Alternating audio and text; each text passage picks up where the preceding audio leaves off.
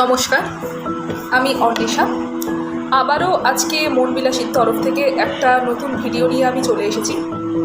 তো আগের ভিডিওতে আমি যেটা নিয়ে ডিসকাস করেছিলাম সেটা হচ্ছে যে আমরা এই যে দেনান দেয়ার যখন তখন আমরা সাইকোলজিক্যাল টার্মকে যেভাবে মিসইউজ করি সেটা না করতে। বার্তাটা কতজন মানুষের কাছে পৌঁছেছে আই ডোন্ট নো, কিন্তু আমার মনে হলো আরও একটা জিনিস নিয়ে যেটা খুব প্রয়োজনীয়, যেটা নিয়ে হচ্ছে কথা বলা খুব প্রয়োজন। কারণ এই যে মেন্টাল হেলথ এই ব্যাপারটা নিয়ে মানে আমাদের দেশের বেশিরভাগ জনসংখ্যাকে বাদই দিলাম, শিক্ষিত মানুষও কিন্তু ব্যাপারটা নিয়ে খুব একটা ওয়াকিবহাল নয়, এবং মানে তারা জানে না কোথায় যাওয়া উচিত, কোথায় অ্যাপ্রোচ করা উচিত।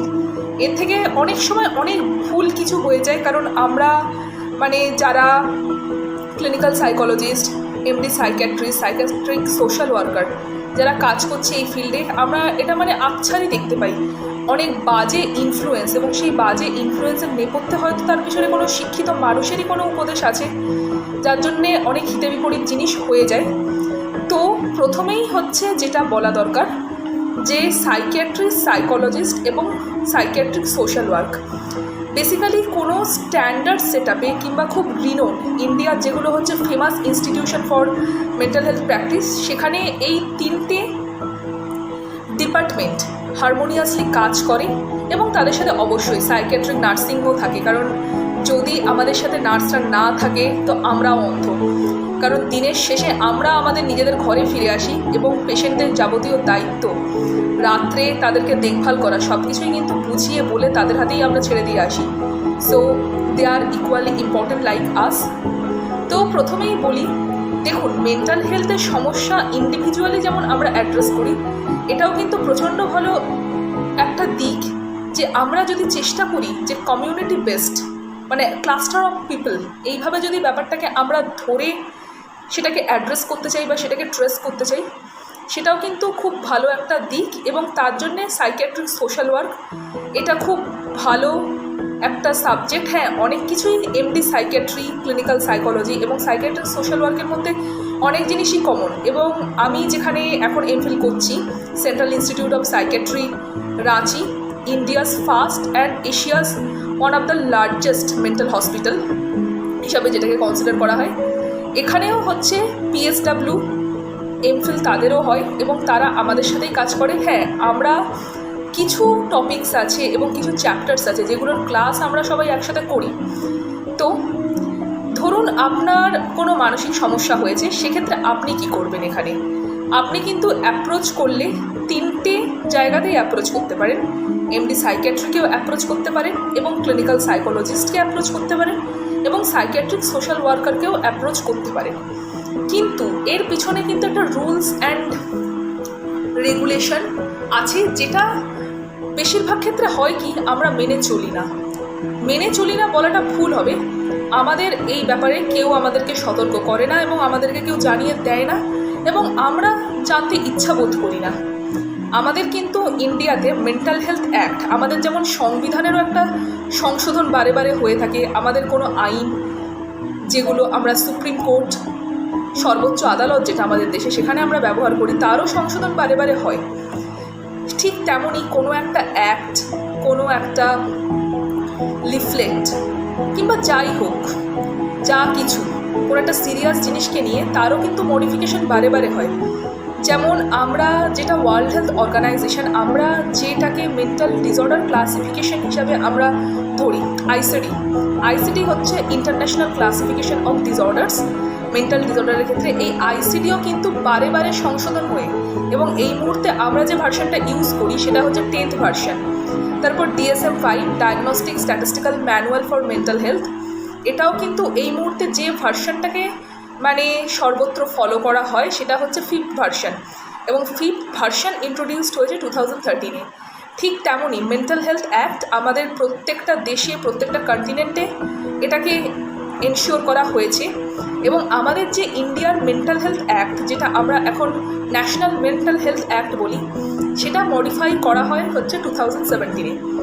তো ইটস বেটার যে একবার অন্তত চেষ্টা করবেন যে মেন্টাল হেলথ সমস্যা নিয়ে যদি আপনার জানার আগ্রহ থাকে কিংবা আপনি এই ফিল্ডে কাজ করতে চান, মেন্টাল হেলথ অ্যাক্টটা বারে বারে পড়ে নেবেন। হ্যাঁ, মেন্টাল হেলথ অ্যাক্টের যে আর্টিকুলেশন যেভাবে করা হয়েছে লেম্যানদের পক্ষে বোঝা একটু কঠিন। ইভেন অনেক সময় আমরা প্রফেশনালরাও যখন পড়ি আমাদের ডিকশনারি খুলতে হয় মানেটা বোঝার জন্যে এবং মানেটা জানার জন্যে।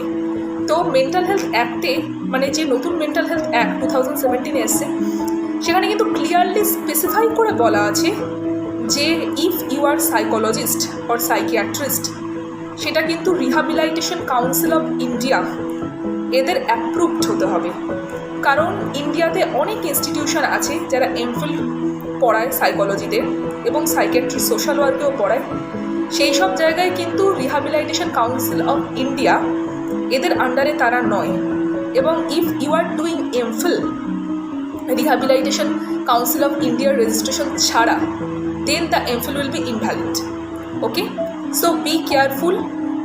এমফিল ক্লিনিক্যাল সাইকোলজি কিংবা যারা এমডি সাইকিয়াট্রি করতে চলেছ কিংবা যারা এমফিল সাইকিয়াট্রি সোশ্যাল ওয়ার্ক করতে চলেছ, খোঁজ নিয়ে দেখবে যে কোন ইনস্টিটিউশন রিহ্যাবিলিটেশন কাউন্সিল অফ ইন্ডিয়ার আন্ডারে ঢুকছে। এবং রিহ্যাবিলিটেশন কাউন্সিল অফ ইন্ডিয়ার আন্ডারে রিনোন অ্যান্ড বেস্ট ইনস্টিটিউশনসের মধ্যে এখন এই মুহূর্তে ওভারঅল ইন্ডিয়ার সবার প্রথমে আছে national mental health and neuro science, NIMHANS যেটাকে আমরা বলি, national institute of mental health and neuro science, NIMHANS Bangalore. তারপরেই আছে central institute of psychiatry Ranchi, এই দুটো সেন্ট্রাল গভর্নমেন্ট। এবং আর একটা আছে ইভাস চণ্ডীগড়। আর এগুলো ছাড়াও ভালো আরও অনেক জায়গা আছে। এবং কোন মেন্টাল হসপিটালে যাওয়া উচিত সেক্ষেত্রেও কিন্তু আমাদের সতর্কতা অবলম্বন করা উচিত। যেমন ধরুন, দেখুন, MD psychiatry, clinical psychology and psychiatric social work, আমাদের কাজগুলো এমডি সাইকিয়াট্রিকেও আমাদের দরকার হয়। কারণ ইন্ডিয়ার যে রিনোন ইনস্টিটিউশনসগুলো, national institute of mental health and neuro science Bangalore, central institute of psychiatry Ranchi, এখানে কিন্তু এই 4টে ডিপার্টমেন্টের মানুষ কিন্তু খুব হারমোনিয়াসলি এখানে কাজ করে। দেখুন, সাইকিয়াট্রিস্টকেও জরুরি, ইম্পর্টেন্ট। তারাও পেশেন্টের ডায়াগনোসিস, কেস হিস্ট্রি এগুলোর প্রতি ইকুয়ালি কেয়ারফুল হয় লাইক ক্লিনিক্যাল সাইকোলজিস্ট। কিন্তু তাদের ট্রিটমেন্টটা মেডিসিন বেসড। হ্যাঁ, যখন কেস হাতের বাইরে চলে যায়, বেসিক্যালি ইন্ডিয়াতে মোস্ট অফ দ্য টাইম এই জিনিসটা হয়ে থাকে যে ইনিশিয়াল স্টার্টিংয়ে না আমরা ঠিক বুঝতে পারি না যে ব্যাপারটা এই দিকে গড়াচ্ছে। তারপর যখন ব্যাপারটা হাতের বাইরে চলে যায় তখন হাই ডোজের মেডিসিন, এবং অনেক সময় এটাও হয় কি পেশেন্ট একদম কন্ট্রোলের বাইরে ইসিটি, ইলেকট্রোকনভালসিভ থেরাপি এও এনশিওর করা হয়। বেসিক্যালি আমরা যারা মেন্টাল হেলথ ওয়ার্কার আমাদের নিজেদেরও খুব খারাপ লাগে যে কোনো পেশেন্টের জন্য ইসিটিকে আমরা প্রেসক্রাইব করছি। তো কিন্তু মেডিসিনের কিন্তু একটা সার্টেন লিমিটেশন আছে। লিমিটেশন কি? মেডিসিন যদি আপনি বন্ধ করে দেন তাহলে সেক্ষেত্রে কিন্তু একটা চান্স আছে একটা রিল্যাপস হয়ে যাওয়ার। আপনার যে সিমটমসের জন্য আপনি মেডিসিন নিচ্ছেন সেটা হয়তো ফিরে আসতে পারে, কিন্তু তা বলে এটা নয় যে মেডিসিন ইম্পর্টেন্ট নয়। মেডিসিনও চলতে থাকুক এবং তার সাথে বিভিন্ন ধরনের থেরাপি, অ্যাসেসমেন্ট এবং তার সাথে যে ফ্যামিলি কাউন্সেলিং, সাইকো এডুকেশন, এই জিনিসগুলোও কিন্তু যদি একসাথে হলিস্টিকভাবে চলে তাহলে সেটা কিন্তু পেশেন্টের জন্য খুব বেনিফিশিয়াল। কারণ মানুষ National institute of mental Health আর Neuro science Bangalore, central institute of Psychiatry এই দুটোর নাম এত বেশি করে কারণ এখানে একটা হলিস্টিক অ্যাপ্রোচ আছে। এখানে কিন্তু নট অনলি পেশেন্ট, যে পেশেন্টের উপর আমরা ফোকাস করছি।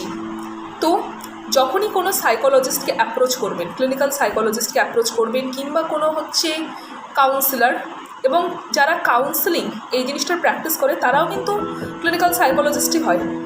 অবশ্যই এটা একটা যাচাই করে নেবেন যে তারা এমফিল পাস আউট, অবশ্যই তাদেরকে এমফিল পাস আউট হতে হবে এবং সেটা এমন ইনস্টিটিউশন থেকে সে পাস আউট হয়েছে যে রিহ্যাবিলিটেশন কাউন্সিল অফ ইন্ডিয়া এদের রেজিস্ট্রেশনটা আছে। কারণ আপনি যখন প্রাইভেট প্র্যাকটিস করতে যাবেন কিংবা কোনো হসপিটালে আপনি প্র্যাকটিস করবেন অ্যাজ এ সাইকোলজিস্ট হিসাবে, যে কোনো মেন্টাল হসপিটালের এটাই ক্রাইটেরিয়া যে আপনি রিহ্যাবিলিটেশন কাউন্সিল অফ ইন্ডিয়া এদের রেজিস্টার্ড সাইকোলজিস্ট। কারণ রিহ্যাবিলিটেশন কাউন্সিল অফ ইন্ডিয়া এদের রেজিস্ট্রেশন ছাড়া যদি আপনি প্র্যাকটিস করেন এটা কিন্তু ইনভ্যালিড এবং obviously it is being considered as a criminal offence. হ্যাঁ, এটা আমাদের ভুল হয়ে যায় এবং অনেক সময় যেটা মাস্টার্স করার পর মানুষ হচ্ছে, এটা আমি পার্টিকুলারলি জায়গার নাম বলবো না, but I have noticed it several Times, যে মাস্টার্স পাশ করেই সাথে সাথে প্র্যাকটিসে বসে যাচ্ছে এবং লিটারালি মানে সে সিজোফ্রেনিয়া, মেজর ডিপ্রেশন, ম্যানিয়া এই ধরনের ক্রিটিক্যাল ডিজিজ নিয়ে সে ডিল করছে। বাট দ্য থিং ইজ, এটা জেনে রাখা ভালো, আপনি মাস্টার্সের পর কোনো ইন্টার্নশিপ করলেন কিংবা আপনি টেলি কাউন্সিলর হিসাবে হয়তো কাজ করতে পারেন, কিন্তু সেক্ষেত্রে কাউন্সেলিং সেই সমস্ত মানুষকেই করা উচিত যারা দৈনন্দিন জীবনে সমস্যায় ভুগছে, এবং অবশ্যই আপনার মাথার উপর সুপারভাইজ করার মতো একজন থাকবে, ঠিক আছে? কারণ বেসিক্যালি আফটার মাস্টার্স বেসিক্যালি মানে প্রজেক্টের সাথে অ্যাটাচ থাকা, tele counselling till this limitation okay, আপনি ক্লিনিকে বসে প্র্যাকটিস করতে অবশ্যই পারবেন না।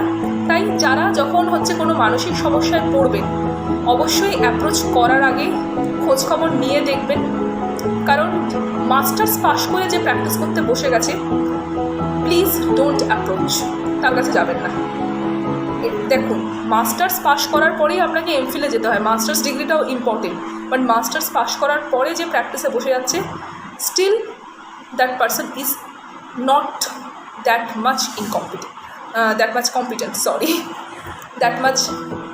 কম্পিটেন্ট, সো তার কাছে এইভাবে অ্যাপ্রোচ করবেন না। এবং রিহ্যাবিলিটেশন কাউন্সিল অফ ইন্ডিয়ার রেজিস্ট্রেশন ছাড়া যে প্র্যাকটিস করছে সে আদপে ক্লিনিক্যাল সাইকোলজিস্ট হিসাবে কনসিডার নয়, কারণ রিহ্যাবিলিটেশন কাউন্সিল অফ ইন্ডিয়া ওরা প্রত্যেক বছরেই নাম রেজিস্ট্রেশনটা করে, যারা যারা পাস আউট হয়ে বেরোচ্ছে। পারলে ক্রস চেক করে নেবেন যে যে সাইকোলজিস্টের খোঁজ পেয়েছেন কিংবা যে সাইকিয়াট্রিস্ট সোশ্যাল ওয়ার্কারের খোঁজ পেয়েছেন, সে রিহ্যাবিলিটেশন কাউন্সিল অফ ইন্ডিয়ার রেজিস্ট্রেশনটা তার আছে কিনা, এটা তাদের ওয়েবসাইটে গেলে তার নাম দিয়ে যদি আপনি সার্চ করেন, দেয়ার আপনি সেটা পেয়ে যাবেন, ঠিক আছে? তো অ্যাপ্রোচ করার আগে ভেরি ইম্পর্টেন্ট, যার কাছে ছুটে যাবেন না। মাস্টার্স কমপ্লিট করে যে প্র্যাকটিস করছে তার পিছনে ছুটবে। সো ভিডিওর হচ্ছে মেইন কন্টেন্ট এটাই, যখনই কাউকে অ্যাপ্রোচ করবেন, কোনো কাউন্সিলর হোক, সাইকোলজিস্ট হোক, সাইকিয়াট্রিস্ট হোক, একবার অন্তত যাচাই করে নেবেন যে তার রিহ্যাবিলিটেশন কাউন্সিল অফ ইন্ডিয়া এদের রেজিস্ট্রেশনটা আছে কেন, এটা কিন্তু ভেরি ভেরি ইম্পর্টেন্ট।